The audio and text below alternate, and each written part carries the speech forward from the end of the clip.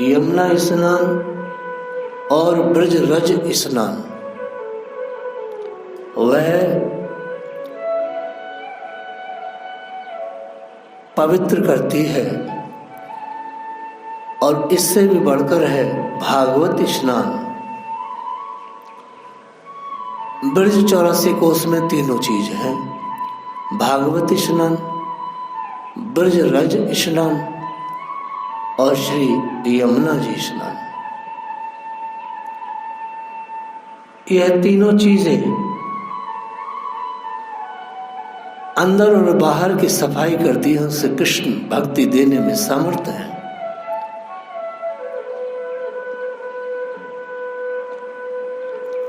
जब इन तीनों का व्यक्ति नियमित संग करता है अर्थात क्रिया में रहता है, तो धीरे धीरे श्री कृष्ण के करीब और करीब और करीब आता जाता है। वास्तव में हम लोग पिछले एक सप्ताह से गोपियों के बारे में सुन रहे हैं, और श्री गोपियों के चरित्र को सुनने के बाद ये पता चलता है कि वास्तविक अद्वैत दर्शन है क्या। गोपियों के चरित्र से पता चलता है कि जीव के शरीर का धर्म क्या है, आत्मा का धर्म क्या है। ये दोनों चीजें गोपियों ने स्वयं अपनी जीवन जीने की शैली से संसार को बता दी। यहां तक कि श्री कृष्ण को भी उन्होंने निरुत्तर कर दिया, आत्मा का धर्म और शरीर के धर्म की वहीं वन में विवेचना करके।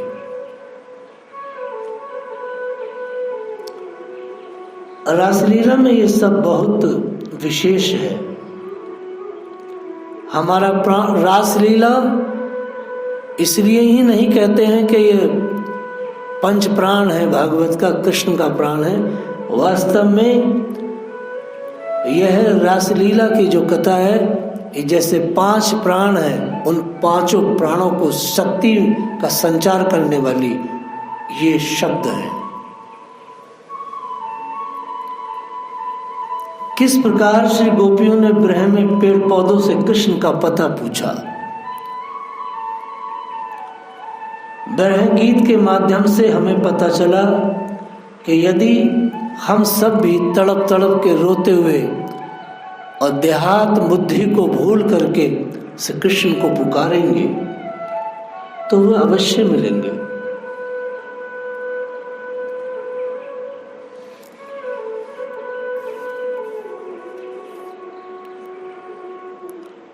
भागवत का श्रवण अपने आप में बड़ा दिव्य है, यदि इसको कोई तत्ववेता कहे तब। आज जो रासलीला के नाम पर संसार में भौंडा प्रदर्शन हो रहा है, वो बहुत ही खेद का विषय है। क्योंकि रासलीला की कथा भौतिक स्तर से ऊपर उठकर श्रवण करनी होती है, और इसमें बहुत ही अतिशय सावधानी की आवश्यकता होती है। और वैसे भी ब्रह्मचर्य से युक्त जो रसिक महात्मा है और सन्यासी हैं, उनके लिए तो ये प्राण है।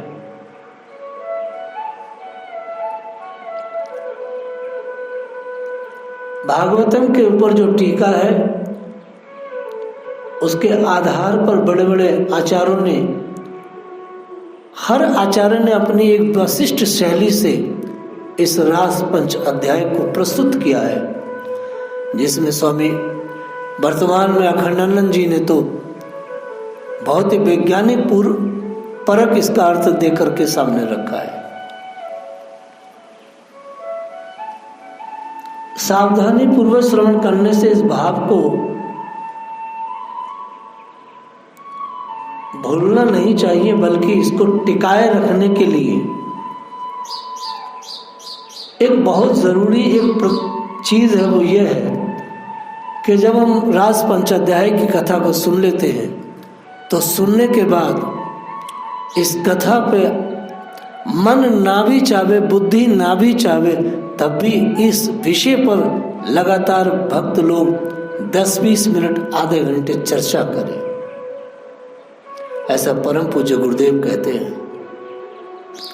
कथा श्रवण के बाद उन विषयों पर आधा पौन घंटा चर्चा होनी चाहिए, ताकि वह सिद्धांत बुद्धि में और मन में स्पष्ट बैठ जाए और बुद्धि और मन सदैव के लिए संसार से हट जाए।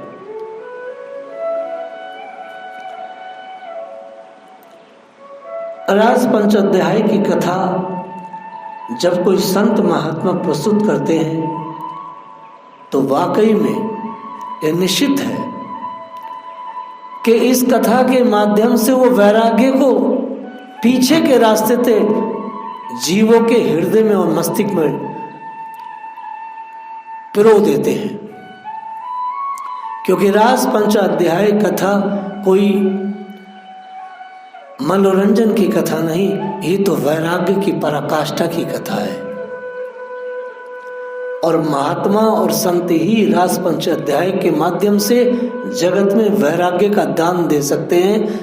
ये नच गवैये और ये स्त्री संगी कभी नहीं दे पाएंगे।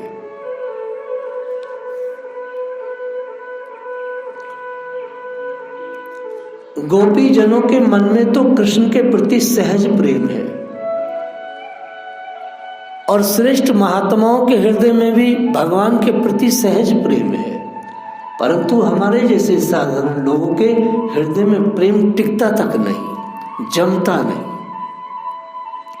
क्योंकि शुद्ध अंतकरण किए बिना कथा अंदर टिकती नहीं है। कथा की चर्चा नहीं चल सकती, कथा पर वार्ता नहीं हो सकती, क्योंकि अंतकरण शुद्ध नहीं है। कथा सुनी लिखी बात खत्म, क्योंकि अंतकरण शुद्ध नहीं है। अंतकरण में कुछ और चल रहा है, इसलिए कथा की चर्चा वैषम नहीं कर पाते। नाम जप कीर्तन अर्चा वगैरह की सेवा, इन सब उपायों से जब मनुष्य शुद्ध होता है तब कहीं कथा अंदर जाके हृदय में टिकती है।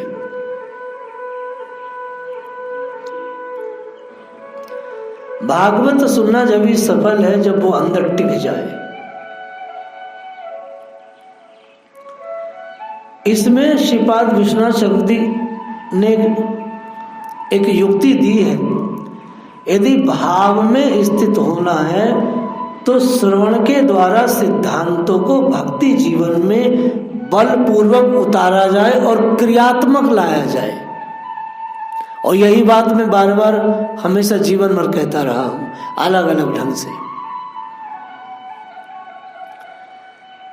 अगर भाव में रहना है, भाव में जिंदगी जीने की इच्छा रखते हैं, माधुर्य में जीवन जीने की इच्छा रखते हैं, प्रेम में जीवन जीने की इच्छा रखते हैं, तो जब तक सिद्धांतों को, भक्ति के जो सिद्धांत हैं, भक्ति के जो नियम हैं, उनको बलपूर्वक जब तक जीवन में नहीं उतारेंगे, उस पर चलेंगे नहीं, तब तक कोई भी काम बनने वाला नहीं।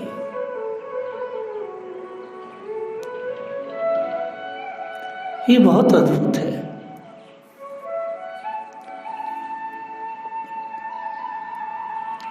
क्योंकि प्रेम भक्ति का संचार जब तक नहीं होता है तब तक व्यक्ति अधिकारी नहीं बन सकता, और अधिकारी बनने के लिए उसे भक्ति के सिद्धांतों का पालन करना ही पड़ेगा। क्योंकि प्रेम भक्ति की बातें, प्रेम भक्ति की चर्चा जब हम सुनेंगे तभी भक्ति बढ़ेगी, और भक्ति बढ़ाने के लिए, बढ़ने के लिए भक्ति के सिद्धांतों को अपने जीवन में लाना अत्यंत आवश्यक है। हम लोग गोपी कृष्ण कथा सुन रहे हैं, हम लोग सिर्फ गोपियों की कथा को श्रवण कर रहे हैं। हम लोग कृष्ण और गोपियों का जो आपस में जो विनिमय है विचार, उस पर चर्चा कर रहे हैं, और ये कथा शुक्रताल में चल रही है।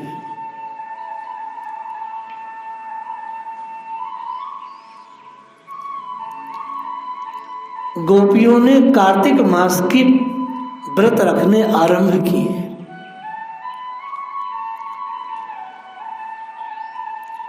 उनकी इच्छा है कि श्री कृष्ण उन्हें मिले। नंद बाबा के ब्रज की कुमारियां कात्यायनी देवी की पूजा और व्रत करती है और केवल एक समय हविष्यान्न खाती है।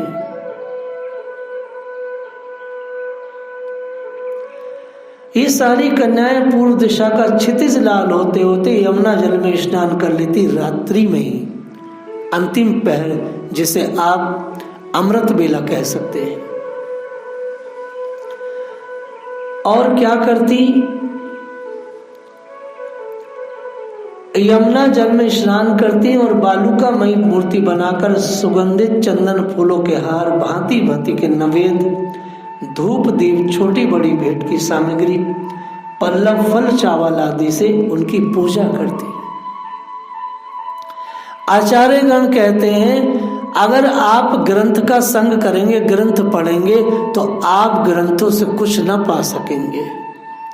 ग्रंथ पढ़ना अच्छा है, समय का सदुपयोग है, लेकिन ग्रंथ पढ़कर के समझ में नहीं आते। आचार्यगण जब इनको भिन्न भिन्न टीकाओं के माध्यम से जगत में इसको परोसते हैं, तभी ये सब की सब चीजें हमारे छाती में उतरती हैं। क्योंकि संस्कृत बहुत ही गहनतम, बहुत ही गुह्य भाषा है, बड़ी गहरी भाषा है। संसार की कोई भाषा संस्कृत के सामने नहीं ठहरती।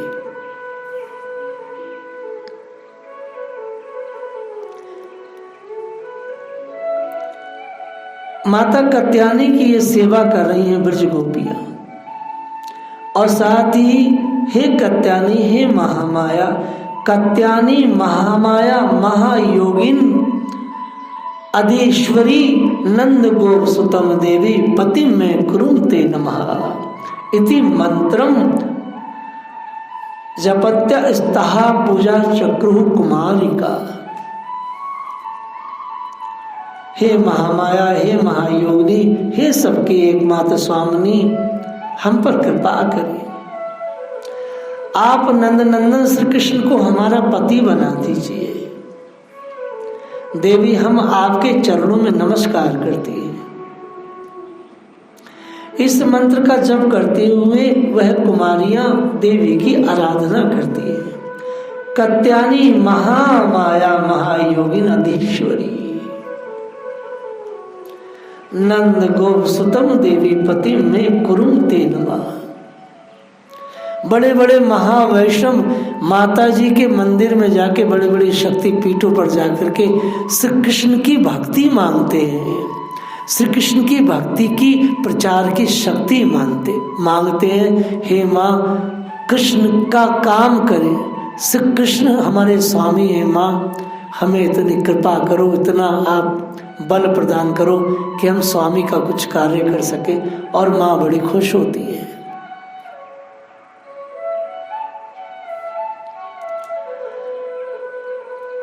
इस प्रकार उन कुमारियों ने, जिनका मन श्री कृष्ण पर न्यौछावर हो चुका था, इस संकल्प के साथ 1 महीने तक भद्रकाली की भली भांति पूजा की। भगवान ही हमारे पति हो। वे प्रतिदिन उषा काल में ही नाम ले लेकर एक दूसरी सखी को पुकार लेती हूँ, परस्पर हाथ में हाथ डालकर ऊंचे सुर से भगवान श्री कृष्ण की लीला तथा नामों का गान करती हुई यमुना जल में स्नान करने के लिए जाती है।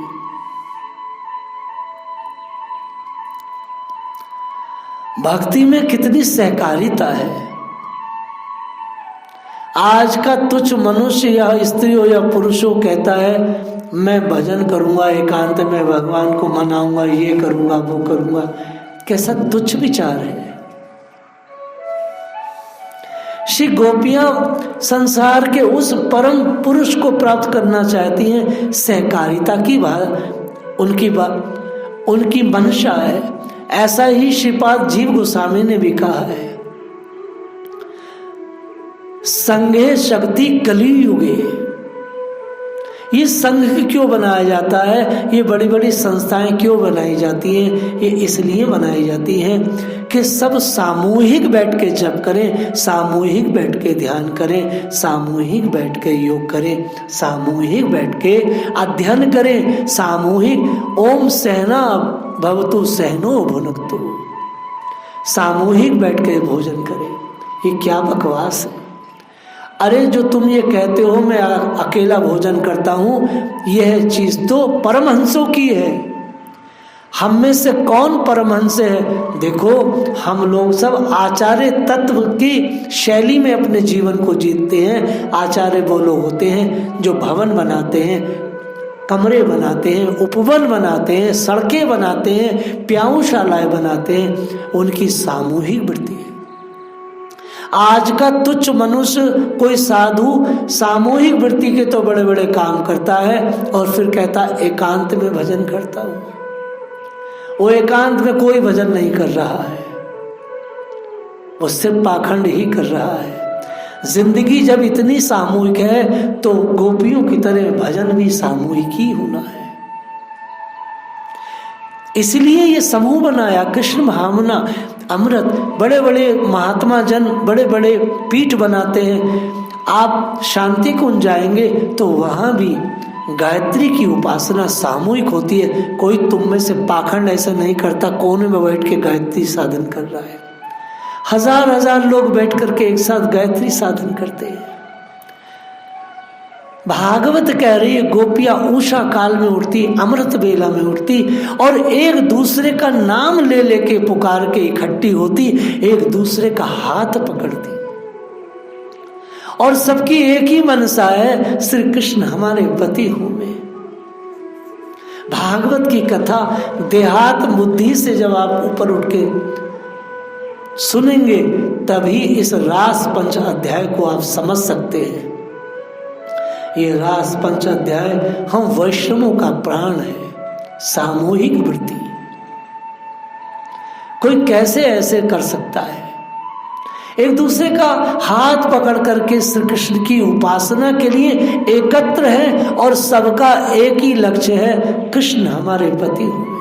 उनमें कोई ईर्ष्या नहीं, उनमें कोई द्वेष नहीं, उनमें कोई छुपाव नहीं। ये कैसी आत्माएं हैं? एक ही पुरुष है, क्योंकि भगवान को करोड़ों करोड़ों लोग एक साथ चाहते हैं। क्या सुंदर बात है। आचार्य सुखदेव कहते हैं राजन पुकार पुकार के इकट्ठी हो रही है, एक ही मनसा है।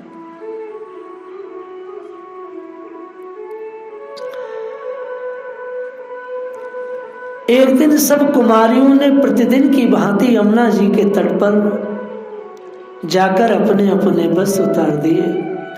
अब भगवान श्री कृष्ण के गुणों को गान करती बड़े आनंद से जल क्रीड़ा करने लगी। उन्हें होश नहीं है, उन्हें देहात बुद्धि है ही नहीं। उन्हें यही नहीं पता है कि सार्वजनिक यमुना तट पर हमें नग्न होकर स्नान नहीं करना है, क्योंकि रात्रि का लास्ट अंतिम पहर है। कोई आएगा नहीं, ब्रजवासी लेट आवर आते हैं। वह तो देहात बुद्धि में है ही नहीं, वो तो आत्म बुद्धि में है। उन्हें तो शरीरों का होश नहीं है। लेकिन भगवान हमेशा हर पल सावधान रहते हैं। भगवान से श्री गोपियों की मनसा छुपी नहीं थी। भगवान घटघट वासी है। भगवान ने विचार किया ये भोली भाली मेरी ग्वालिन ये कर तो धर्म रही है, लेकिन धर्म के में कुछ थोड़ी सी ये आत्मबुद्धि में जरूर है, लेकिन फिर भी तो व्यवहारिक धर्म भी निभाना पड़ता ही है। जब हम सार्वजनिक संसार के उन तटों पर, बंदों पर, बाजारों में, हाटों में, चौराहों पर जाएंगे तो हमें उनकी मर्यादाओं का पालन भी करना होता है। नागा साधु नग्न रहते हैं, लेकिन जब संसार में अकेले दुकेले निकलते हैं तो मर्यादा का पालन करते, वस्त्र पहन कर निकलते हैं।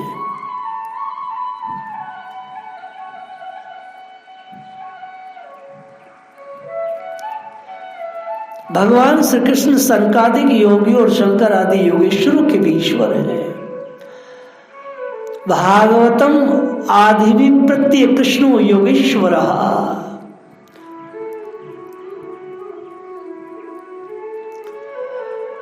उनसे गोपियों की अभिलाषा छिपी नहीं थी। भगवान उन सब का अभिप्राय समझकर अपने मित्र, और ये ध्यान रखिएगा कि ठाकुर जी की आयु क्या है, भगवान मात्र 5 से 6 वर्ष के हैं। अपने समकालीन मित्रों के साथ ठाकुर जी वहां आए और उन कुमारियों की साधना सफल करने के लिए यमुना तट पर पहुंचे, और अकेले ही छोटे से ठाकुर जी ने गोपियों के सारे वस्त्र उठा लिए और बहुत ही तीव्र गति से कदम के वृक्ष पर चढ़ गए।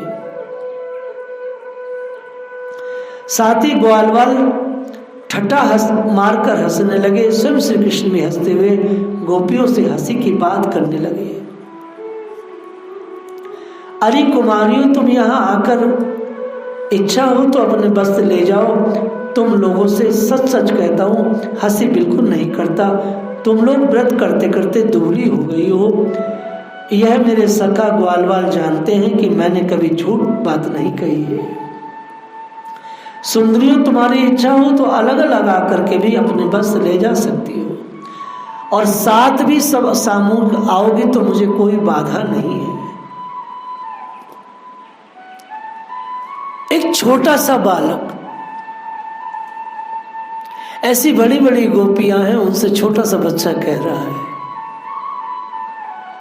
भगवान छोटे हो या बड़े हो, भगवान तो भगवान ही है।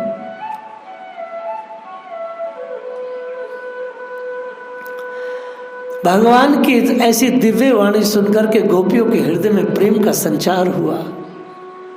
श्री कृष्ण के इतने शब्द कान में पड़े कि मैं तुम्हारी मनोरथ जानता हूं, तुमने किस हेतु से ये व्रत किया है। इतनी बात परात्पर ईश्वर के मुंह से सुनते के साथ ही गोपियां रोमांचित हुई हैं। आगे की लीला हम लोग कल स्मरण करेंगे। जय श्री राधे।